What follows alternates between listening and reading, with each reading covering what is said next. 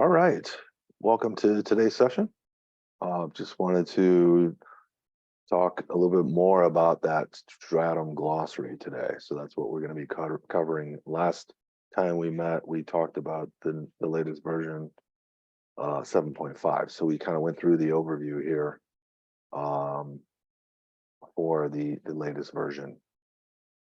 And so we want to kind of concentrate a little bit more in more detail on the new Stratum Glossary. So as you can see, there's some of the enhancements for 7.5.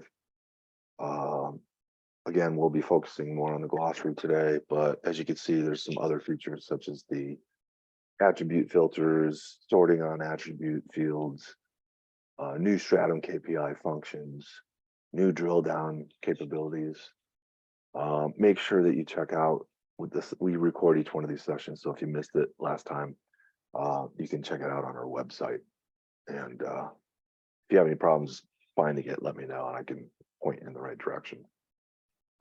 What is the Stratum Glossary? Well, this is a bit, a big thing, I think, that has been added to Stratum.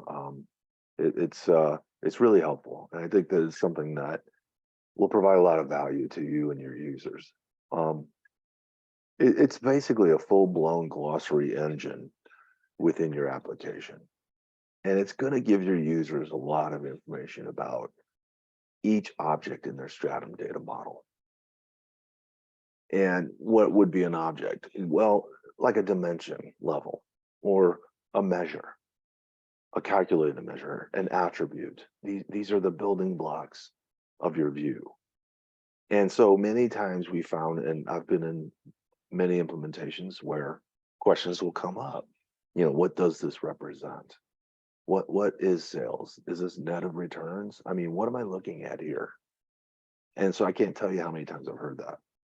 And then we would continue to go into a conversation about what it is they're looking at and what it should be. And a lot of that stuff obviously should get fleshed out during the initial implementation phase. But as you gain, turnover happens, you gain more new users, they're going to ask these questions.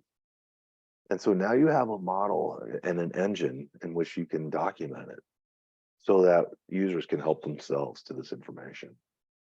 Admins can then go in and add information to the glossary and augment or update existing descriptions for each one of these different objects. And so there's this engine, again, this glossary, if you will, that's available to you. And then you can also access it. So it's in all the views. So you can turn it, it's like a flip switch. You can turn it on and off. And then there's also a menu that you can access in the top panel that allows you to really manage the glossary in its full glory. So here we see a view, that we run. And we can then go in and see that if we turn on the glossary, we get these visual cues at every object within my view. And then you can see those little blue icons with the eye for information has been populated now within so once you turn that on, as you can see, I can go into any of these objects and click on that eye and get information about that particular object. For instance, that's what's been done on this particular measure. Somebody has clicked in on that eye for that budget amount frozen. And now it's telling me more information about that measure. It's giving me a description. It's giving me what type of measure it is. Is it a corporate measure or is it a user-defined measure?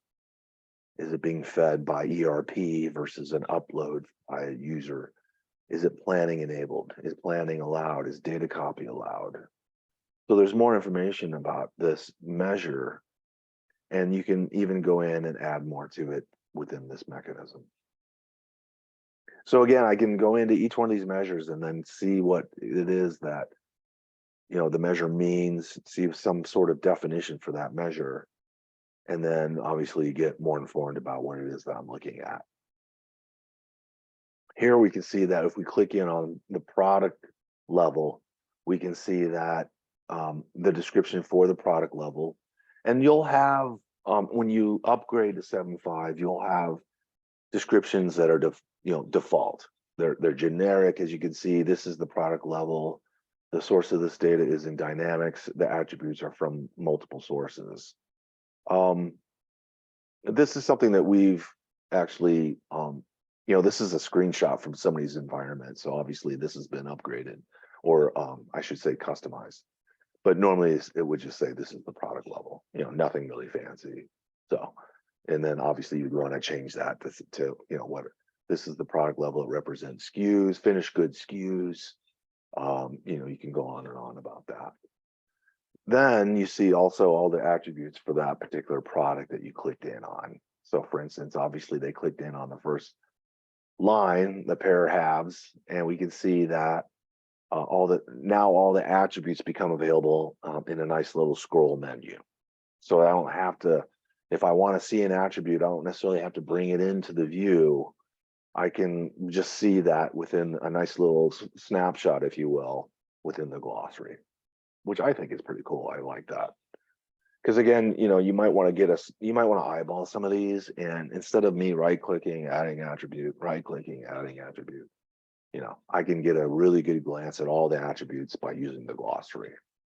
So I think that's might be a better way to see all of your attributes at once, and to gain more insight about those attributes. And this could be at product level or customer level. As you can see, this would really work well with levels that have a lot of attributes, which would typically be, sold to, shipped to, an item. So the glossary, as I said, you can go in, you can access the glossary in the upper right-hand corner as well. So as you can see in the hamburger menu there, if I click on that, it'll then provide me with a menu that I can go in and select Stratum Glossary. When I do that, as you can see, it pops up in my mainframe area, and I can drag and drop that around. And here I'm at the very top level. So there's my description of my environment, and you can customize it as needed. It gives me last information of when the last time the cube's been updated, the name, the customer number, when the description was last updated for this particular top level, who was it graded by, and then I get a nice aggregated view of my environment. I can see here that I've got 56 dimensions, and then down here I've got 24 measure groups that I can dive into and start adding more information, updating the information as needed, managing my glossary. Right. So let's take a closer look at that. Within the actual product, we want to go in and see exactly how we would, first of all, access the different ways we can access the glossary, and then how can we manage it and make it work for the users, right? So first off, the only people that can really access and make these changes are Stratum administrators and view administrators. So as you can see, I went into my Stratum glossary and up through the hamburger menu, and here I can see that this is my demo environment. This is the description for my daily demo, and that's a standard default description. If I wanted to change that on the fly, I can click on the little pencil button and I can make any necessary changes. It's free form text, so I can type anything I want here. And then I could save that way. I didn't save anything, but this gives me good information about last time the cube has been updated. This is a demo environment, so we don't really update it that often. Last time we upgraded that description, and it was done by the upgrade itself. I have 99 dimensions, and my glossary is able to tell me that. And I can dive into any one of these. As you can see, most of these are default. This is the description for ABC code. This is the description for account group. Obviously not very helpful. So if you're not going to change these, then they're not really going to help the customer per se. And then, so now if I wanted to go in and change some of this, again, I can select any one of these and just click on the show more. And now I'm actually in the customer sold to dimension. If I wanted to go ahead and make the change to sold to, this is description for sold to, it represents bill to, sold to customers for the entire enterprise. Just to type a little something else there, save that away. So now I've got this description in which then they can go in and see what this actually says.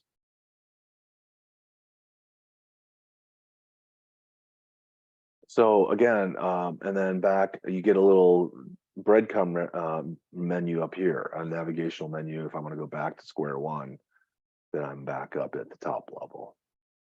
For my measures, if I want to go into my actual sales, I think I've made some. Here we can see for actual sales, I've got all the different measures. This is the description for actual sales. And I have made some changes here, like at the measure for actual sales amount. If I click on show more for that, I can see all the measures for actual sales. And then I can see, these are the other measures, sorry. This is the actual sales measure. I could see good information about that actual sales measure. And then the actual description, this reflects the value of sales. It's bucketed by the invoice date. Typically, this measure includes return information, sales net of returns. So this is a classic example of how you'd want to do this. How you would want to set up the glossary so that users, when I come in here, I know that this is net of returns. Meaning I can rest assured that the number I'm looking at includes returns. And it's minus that, and returns is typically stored as negatives. So I can rest assured that this is net of returns. This is actually showing me sales after returns. Okay, and that's important to know, right? Another thing that many customers have they'll have like gross sales amount versus net sales. So you might have different measures showing your gross versus your net sales. So this is something that you could use to really define, what it is why that is gross and why that's net, and what are the differences. It might be returns. It could also be some other form of credit or anything else for that matter. So you can decide, what that might be, and then store that within your glossary. And then again, going back up to the top, if I want to work on a different measure group, then I can click on the measure group, and then I get a list of all my measure groups that I can go in and manage as needed. Another thing I can do here is go into the actual glossary index. So if you're looking for something that you want to find very quickly, for instance, if you want to see anything that has the word sales in it, that you can very quickly go in, type the word sales, and as you can see, I can then access that measure group. I can access the dimension that has sales in it for primary salesperson. Here I can see the sales director. So again, it's fetching multiple objects. Here's the sales attribute. So this is the ship to attribute, primary salesperson. So this is an attribute at the ship to level. So it's a great way to find things that you don't have to just that might be otherwise kind of buried, and allows you to find things very quickly and manage those as needed. So the glossary is a good thing. Use it as needed. If I come back to top level, I can see now that we also see calculations.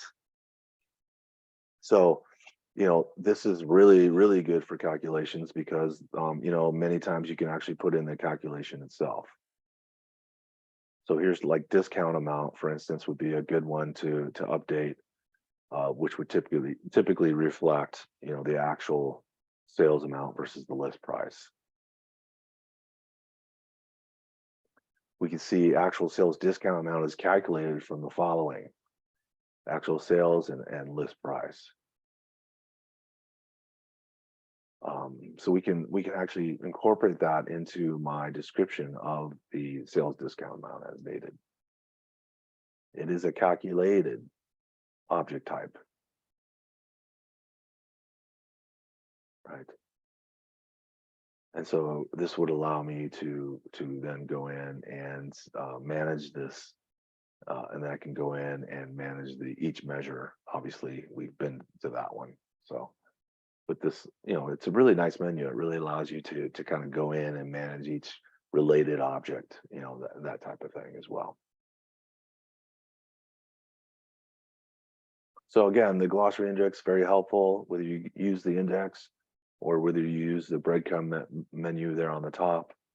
Or you can just come to top level and just kind of cruise for things as needed. The details button, as you can see, if I turn that off, it just allows me to work at whatever level I'm working at. And right now I'm at top level. So by turning the details back on, I can then dive into the details, the 99 dimensions, the 88 measure groups, and then I've got 280 calculations that I can manage. Another thing you can do, you might be asking yourself, wow, this is a lot. It's going to take a while to fill some of this in. Well, use some of the resources that you have. So for instance, we do have Stratum documentation available where you could use feasibly a document that would have that information available to you.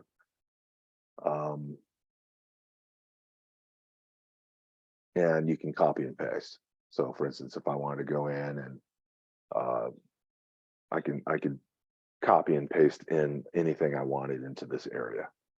So if you have like a solution design document, some sort of Stratum document where you can go in and copy information from that document and get that into the definition, then you can actually that's something that you can do rather quickly. Matter of fact, I've got an example of that here. Here's one of our documents that we provide as part of the Stratum modules. So here we have sales performance management, the technical data model guide, and this is something we can provide for you if that's if you want to use some of this as a starting point. As you can see, this is actually what I used for my definition for sales amount.